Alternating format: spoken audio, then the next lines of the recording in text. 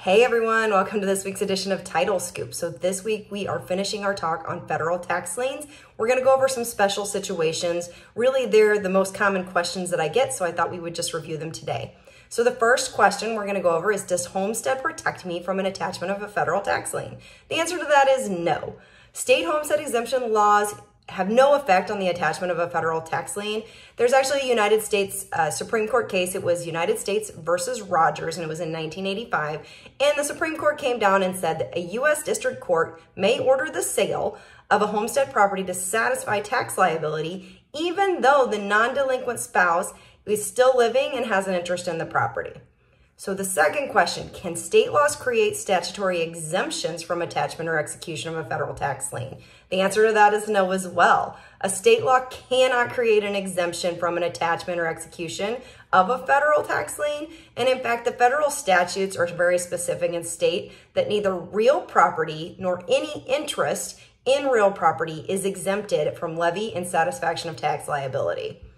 So does a federal tax lien attach to after acquired property? We sometimes get this question when someone's gone through bankruptcy and they're like, hey, I went through bankruptcy, my federal tax lien was addressed in my bankruptcy. And unfortunately for them, a federal tax lien does in fact attach to after acquired property. So if you get that question and you're not sure, you can always call your underwriter. But for the most part, I believe it's always going to be a yes, it's going to still attach unless of course it's released. So does a federal tax lien attach to property held as tenants in common? So it does attach to the undivided interest owned by the taxpayer, but it can be enforced by the sale of all the undivided interest, with the owners of the undivided interest, basically the other tenants in common, will have to take their proportionate share if it's enforced by sale. So what about joint tenancy? It's a little bit different for joint tenancy. The federal tax lien does attach to the delinquent taxpayer's interest, and you can either sell both interest, right? So say my husband and I own a property as joint tenants with right of survivorship. I have a federal tax lien. They can enforce that sale and we can both sell our interest, or they could just sell my interest in the property. So both of those are options when it's joint tenancy. Now, a federal tax lien is extinguished upon the death of a taxpayer tenant and does not transfer to the survivor joint tenant unless your state has a law where a lien against a joint tenant automatically affects the severance of a joint tenancy. So you just need to know your state law. If you don't know that, call your underwriter to make sure that you know whether or not that's extinguished by death. Now, how about community property? I know some of you guys are in community property states. This one's interesting to me. I don't have a lot of community property states. But a federal tax lien attaches to the interest owned by the spouse named as the taxpayer. So the person who owns on the tax lien. So if you get it, you'll see the name. So even if the other spouse is the one entitled, so say my husband and I are in a community property state, my husband is the only one entitled, but because it's a community property state, it actually attaches to my interest.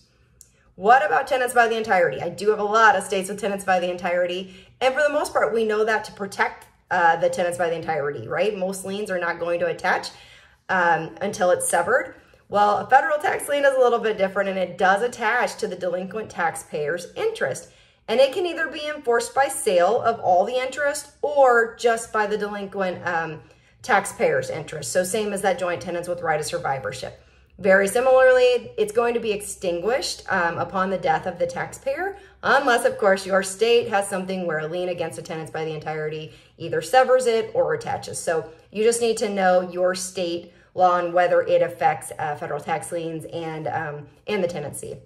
Now, there is a case, so I did want to go over this just because tenants by the entirety is a little bit different, right? If you usually have a judgment, it's not going to attach if it's tenants by the entirety. But a federal tax lien does, and the case was United States versus Kraft. It's one of the more recent title insurance cases that we all have to deal with if we're in a tenants by the entirety state. And it was in 2002, and it ruled that a federal tax lien against a spouse will attach to the spouse's interest in property that's held by tenants by the entirety. So just a little bit different than what we're used to when we're dealing with tenants by the entirety and other liens. So the last one is life tenant. So if you have a property and someone is a life tenant, that federal tax lien will attach to that life estate It's only alive during their death. So if they die, it will not actually affect the title or interest to the remaindermen. So again, if you get that and you're not sure, give us a call. But for the most part, it's just going to be there. If their life estate's still there, it's going to still be attached. So really the moral of the story is if you have a federal tax lien and it's valid, you probably are going to have to take care of it. But again, always call your underwriter if you're not sure. We're always happy to help. All right, with that, we're going to finish up and we'll see you next week.